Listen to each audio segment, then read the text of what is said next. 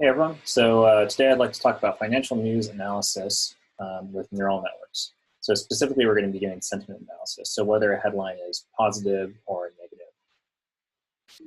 So to start, here is a preview of the data.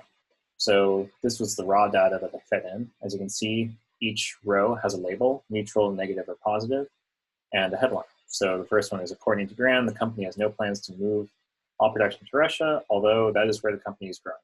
Neutral headline, no positive or negative sentiment. So basically for neural networks, you actually, it helps if you transform the data by removing common words like to, the, and you also do a process called lemmatization, which means that you basically take every word and strip it down to the root. So according becomes accord, plans becomes plan.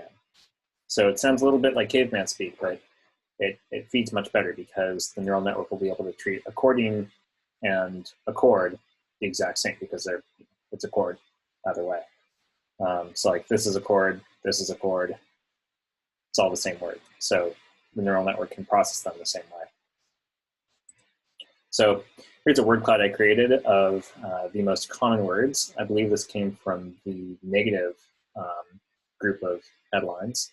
And you can see words that show up a lot. So year is very common, operating, profit, net sales, Europe, Finland, Nokia. So this is just kind of a good way to look at your words and see which ones occur the most commonly. So onto the model, I used an artificial neural network. It only had one hidden layer. So it has the input layer, which is an embedding layer. This means that the model creates basically multi-dimensional vectors for every single word in the vocabulary. And then they're all sorted randomly. And then over time, as the data gets cycled through the model over and over again, and as it learns, the data gets separated out into two groups for positive and negative headlines. And these vectors group near one another. So similar words move towards one another. At the end, I ended up with a little over 80% accuracy. I think my best model had 82%, which, room for improvement, but not too bad, especially given the complexity of financial news headlines. So moving on, here's a screenshot of the model evaluation. So the red line is training accuracy, and the orange line is validation accuracy. As you can see, the validation or test accuracy never quite catches up to the training accuracy, but it's not bad. It levels off at over 80%.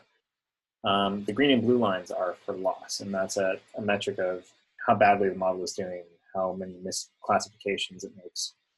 So I used a method called early stopping to make sure that the model stopped before validation loss kept rising too much. And you can see the metrics here. So I got train loss of 12.4, train accuracy of 95, again, a little over fit, test loss of 50%, and test accuracy of almost 83% of my best model. Another thing I did to test the headlines was I fed it some really easy fake headlines that I made up just to see if it would pick up meaning at all. So for example, and by the way, they look funny because I already did the lemmatization process on it and stripped the stop words away. But stocks rise rapidly for Tesla. Gave it 76%, which is very close to positive, which is great. I mean, that's an accurate assessment.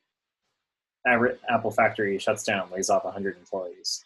That got pretty much close to zero, so that classified it as negative. And then average day of return for Microsoft.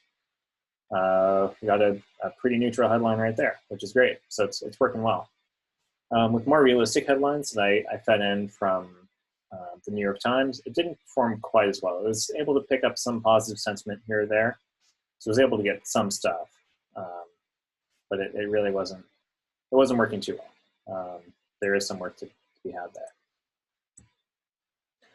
So onto the word embeddings. So I mentioned this earlier. This is an example that I found that shows how different word embeddings work. So this is a very, very simple example where there's a sky vector, a wings vector, and an engine vector, and goose, eagle, and bee all get grouped, fairly closely together, and then same hemisphere, but, pointing in a different direction, we have these vehicles: helicopter, drone, and rocket, and even jet. So this is just an example of how embeddings work. So onto my model, I was able to actually pull the metadata out from the neural network and feed it into a program called TensorFlow Projector. And I got this result. And as you can see, we have two distinct groups. One's for positive and one's for negative. I'm not sure which is which just from this GIF, but they're two very distinct groups. So a positive headline might have a bunch of words in this cluster, and a negative headline might have a bunch of words in this cluster, and a neutral headline maybe a mix of the two, or it may be somewhere in the middle. So in the future, I'd love to do a web application to stream financial news headlines. So basically have this neural network working in real time.